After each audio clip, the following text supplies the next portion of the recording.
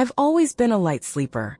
I don't know if it's some deep-rooted survival instinct or just my brain refusing to shut off, but every little creak in the house wakes me up. So when I started waking up in the middle of the night to find my fridge door wide open, I figured it was just me being forgetful. Maybe I wasn't closing it properly before bed. Maybe it wasn't sealing right. But after a few nights in a row, it stopped feeling like a mistake. I live alone in a small but cozy one-bedroom apartment just outside Chicago.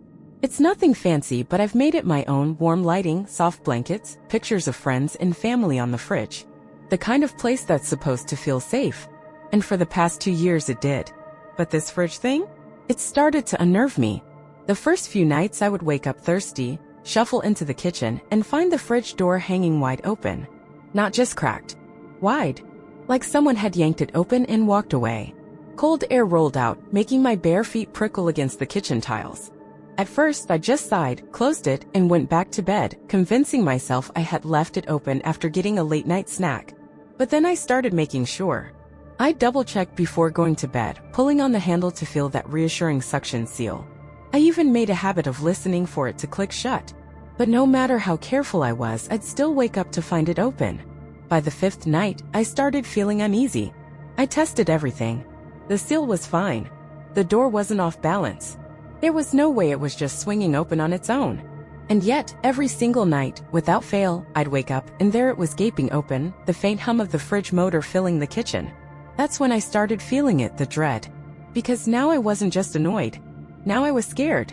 And I should have been. I didn't move. I couldn't. I just sat there, frozen on the couch, my body tight with fear, my breath coming in short, shallow gasps. My mind kept screaming at me to get up, to run, to do something, but I just stared at the fridge, my pulse hammering so hard I could hear it in my ears. The door had moved. On its own. No gust of wind, no loose hinges, no possible explanation that made sense. I had seen it happen with my own eyes. It had opened slowly, too slowly, like something was deliberately pulling it. And then it slammed shut. Not like an accident. Not like gravity. Like force. Like anger. I sat there for what felt like hours, my body stiff, my skin crawling, my mind racing through every possible explanation I could think of. But there was none. The apartment was silent. Too silent. I swallowed hard, my throat dry as sandpaper. I wanted to turn on a light, but somehow that felt like a bad idea, like it would wake something up. My eyes darted toward the kitchen entrance, the dim outline of the fridge just barely visible in the dark. The door was still closed now, but the image of it swinging open burned in my brain. Something was wrong. So wrong. I needed to get out of there. I forced myself to move, my muscles stiff and unwilling, my fingers trembling as I pushed off the couch. My feet hit the floor with a soft thump, and I winced at how loud the sound felt in the suffocating quiet. I didn't even realize I was holding my breath until I let out a shaky exhale. I had to check the fridge. I had to. Every inch of my body screamed don't, but I needed to see if maybe, somehow, there was a reason. Step by step, I crept toward the kitchen. The air felt colder the closer I got, like walking into a freezer. The hairs on my arms stood on end, and a sick feeling curled in my stomach. I reached out. My fingers trembled as they brushed against the fridge door handle. It was warm. My breath hitched. Why was it warm? The fridge was cold. It should have felt cold. I jerked my hand back like I'd been burned. My heart pounded in my ears, my breath coming in fast, panicked gasps. Something wasn't right. I needed to leave. Now. But just as I turned, bang, bang, bang, the fridge door slammed open and shut, 3 times in a row. So fast, so violently, the whole fridge shook. I screamed. I stumbled back, crashing into the counter, my hands slapping against the cold tile. My knees buckled, my breath coming in ragged, choked gasps. Then silence. The fridge sat still. Door closed. No movement. No sound. But the feeling in the air? It was different. The apartment felt wrong. Like I wasn't alone. Like something had just noticed me. And now it was watching. I didn't sleep. I couldn't. Not after what I had just seen. Not after what had just happened. I sat on the floor of my kitchen for what felt like hours, my back pressed against the cabinets, my knees pulled to my chest, my ears straining for any sound, any movement, anything that would tell me I wasn't losing my mind. But the apartment was silent. And that made it worse. It wasn't a comforting silence. It was the kind that felt unnatural, like the whole world had stopped breathing. The kind of silence that made your skin crawl and the back of your neck prickle, that made you feel like something was standing just out of sight, watching. I should have left. I wanted to leave, but my body refused to move. It was like I was trapped, paralyzed by some unseen force that kept me rooted to the cold tile floor. The only thing I could hear was my own breathing. Fast. Uneven. And then, a sound. A low, barely audible whisper. It came from the kitchen, right in front of me. My whole body went rigid. My breath caught in my throat. My fingers dug into my arms. The whisper was so faint, so distant, I almost thought I imagined it. But I didn't. I know I didn't. It sounded like my name. I couldn't breathe. My chest ached from holding so still. The whisper was gone, but the feeling in the air, it was worse than before. It felt thick. Suffocating. Like the walls were pressing in on me. I forced myself to move. I scrambled to my feet, nearly knocking over a chair in the process, and bolted for my bedroom. My hands were shaking so hard I could barely turn the knob. I slammed the door shut behind me, twisting the lock with trembling fingers. And then I stood there, back pressed against the door, listening. Nothing. No footsteps. No whisper. Just the sound of my heart pounding so loudly I thought it would burst. I reached for my phone, my fingers fumbling with the screen as I checked the time. 4:07 a.m. I needed proof. I needed to know I wasn't imagining things. That this wasn't just some kind of sleep-deprived hallucination. So I did the only thing I could think of. I set up a camera. I had an old security camera from when I first moved in, one of those cheap ones that connects to an app on your phone. I never really used it, but right now, it felt like my only option. I placed it in the kitchen, pointing it directly at the fridge. Then I locked myself in my bedroom and waited. I lay in bed, curled under the covers, gripping my phone so tightly my knuckles ached. My eyes were glued to the live feed, the screen casting an eerie glow in the dark room. The kitchen was still. Nothing moved. For a long time, nothing happened. But then, at 3:42 a.m., the fridge door started to open. Slowly. It creaked, inch by inch, the cold light spilling out into the dark kitchen. My breath hitched. I gripped my phone tighter. And then, something moved. Not the door. Something else. A shape. A dark, tall shape standing just out of the fridge's light, near the edge of the frame. I stopped breathing. I couldn't make out details. Just a silhouette. A figure. Standing completely still. Watching. My whole body locked up in sheer terror. My fingers trembled on the phone screen. I wanted to move. I wanted to do something. Then suddenly, the figure lunged forward. The fridge door slammed shut. And the screen went black. My phone died. I don't remember dropping my phone. I don't remember pulling the blankets over my head or curling into the smallest shape my body could make. But suddenly, that's where I was buried, hidden, shaking so violently my teeth clicked together. I wanted to convince myself that what I saw wasn't real. That the camera glitched. That my eyes were playing tricks on me. But I knew what I saw. Something was in my apartment. Something had been standing there. Watching. And the way it moved. That lunge. It wasn't normal. It wasn't human. The way the fridge slammed shut the exact second it moved. The way my phone died the moment it happened. I wasn't alone. I had never been alone. For what felt like hours I lay there listening. Every little sound in the apartment made my muscles seize up. I was too afraid to breathe too loudly. Too afraid to move. I checked my phone dead. Completely unresponsive. No charge, no flicker of the screen.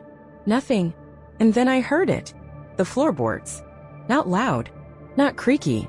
But soft. Shifting. Like bare feet moving slowly across the floor. My stomach twisted so violently I thought I was going to throw up.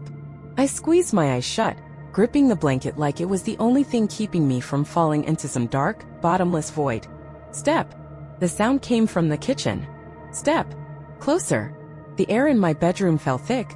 Like it was pressing in, like the whole room had shrunk. And then, a knock. Soft. Gentle. On my bedroom door. I almost screamed.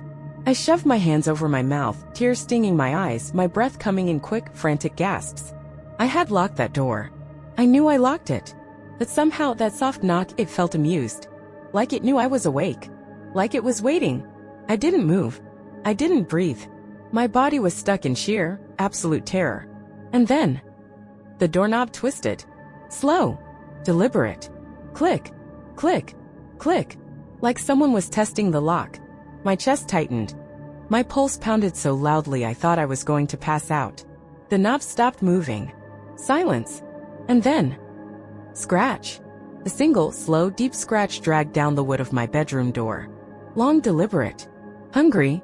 I shut my eyes so tight it hurt, my nails digging into my palms. Every instinct in my body screamed, don't look. Don't move. Don't breathe. Another scratch. Lower this time. Like it was crouching. I wanted to scream. I wanted to run. But I was trapped, pinned beneath a fear so powerful I thought it would crush me. And then, silence. The air felt wrong. Like whatever was on the other side of the door was still there. Still waiting. Watching. I don't know when I finally passed out. But when I woke up, the door was open. Just a crack. And on the wood, running from the top of the door to the floor, were 3 deep, jagged scratches. I don't remember waking up. 1 second, I was lost in a deep, dreamless blackness. The next, my eyes were open, my body frozen in bed, and the world felt wrong. You know that feeling when you wake up too suddenly, and for a split second, nothing makes sense? That moment of confusion where your brain hasn't caught up yet? Except this time it didn't go away. The air in my room was thick. Heavy. The kind of heavy that sits on your chest and makes it hard to breathe. My head felt foggy like I had been drugged or suffocating in my sleep. And then I saw it. The door. The scratches were still there. But the door was open. Wider than before. Not a crack. A gap. Wide enough for someone to be standing behind it. Watching me. I shot up in bed so fast I got dizzy. My heart slammed against my ribs, my breath coming in short, sharp gasps. My eyes darted around the room, expecting to see something. Someone. But I was alone. At least I thought I was. And then, I heard it. A low, wet breathing. Not from the doorway. From the closet. The closet door was open. Just slightly. I never left it open. Never. I stared at the dark gap between the door and the frame, my pulse a suffocating thunder in my ears. I could feel something in there. I knew it. And it was breathing. Slow. Ragged. Like it was trying to stay quiet. I wanted to run. I wanted to throw myself out of the bed, out of the room, out of the entire goddamn apartment. But I couldn't. I could barely move. I felt like a rabbit trapped in a wolf's gaze, completely helpless. And then, a whisper.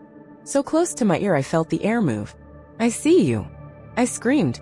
I threw myself off the bed, hitting the floor so hard my knee cracked against the wood. Pain shot through my leg, but I didn't care. I scrambled up, kicking backward, away from the closet, my breath coming in sharp, broken sobs. The closet door creaked. Moving. Opening. I didn't wait to see what was inside. I ran. I tore out of the bedroom, down the hallway, my bare feet slamming against the cold floor. The second I reached the front door, I grabbed the handle. And it wouldn't turn.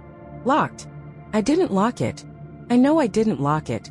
My hands were shaking so badly I could barely grip the latch. I pulled. Yanked. Nothing. Behind me, something moved.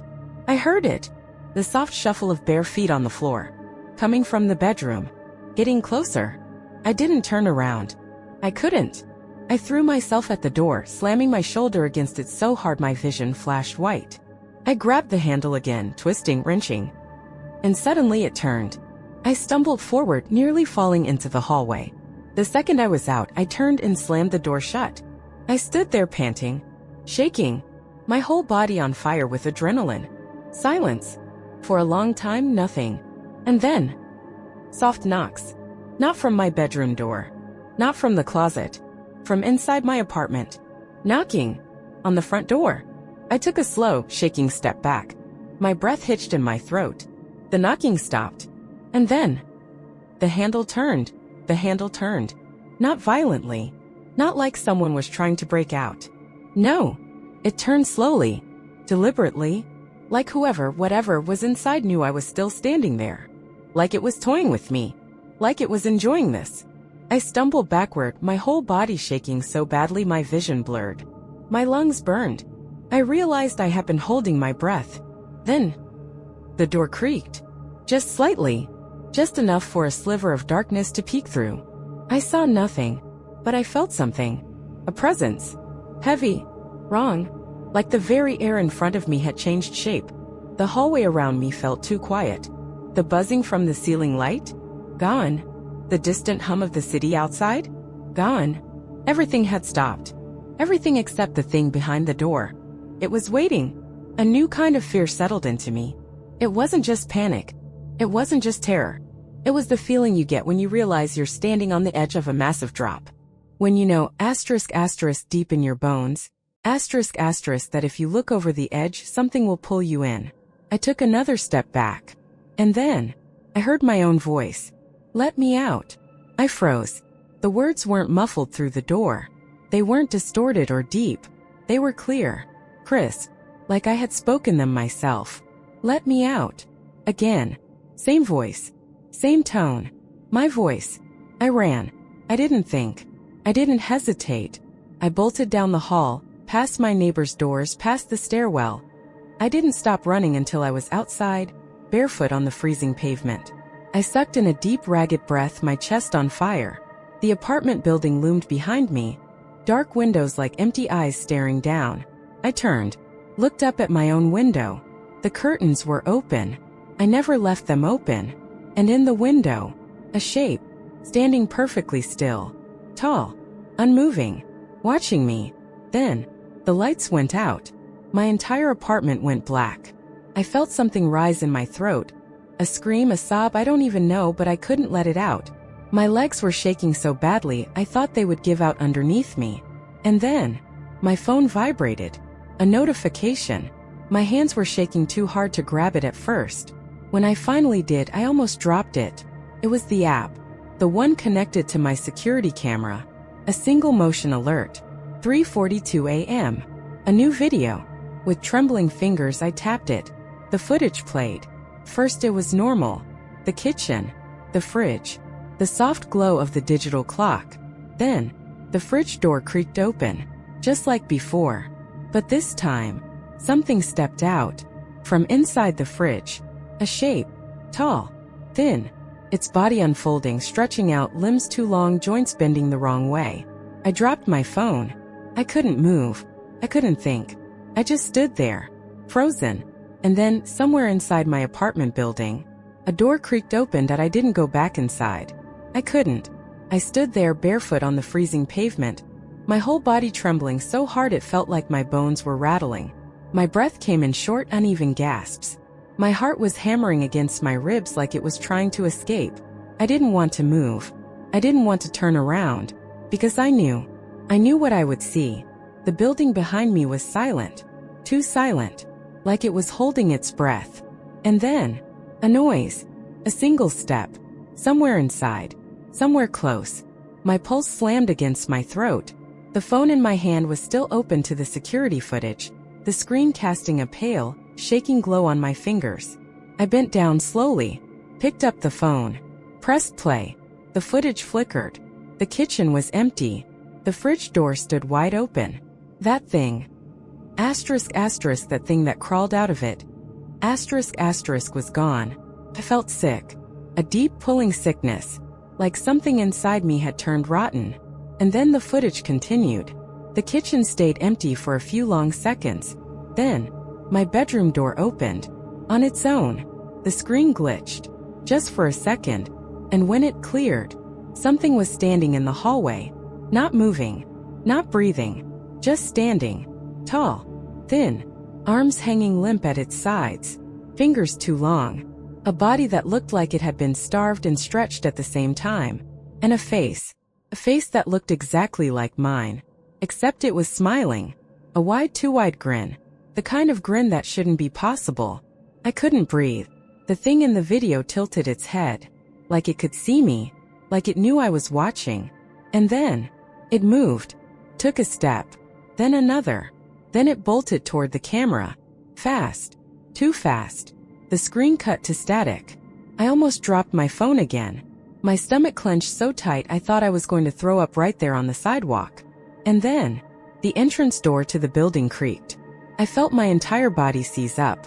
The door was opening. I didn't look. I ran.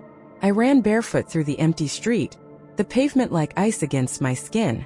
I ran past buildings, past streetlights, past everything, as fast and as far as I could, and I never went back. I don't know what was in that apartment. I don't know what I saw on that footage. I don't know if it's still there, or if it's somewhere else now. But sometimes, In the middle of the night, I hear my phone vibrate, emotion alert, from a camera I never disconnected. And every time, I turn my phone face down, and I don't look.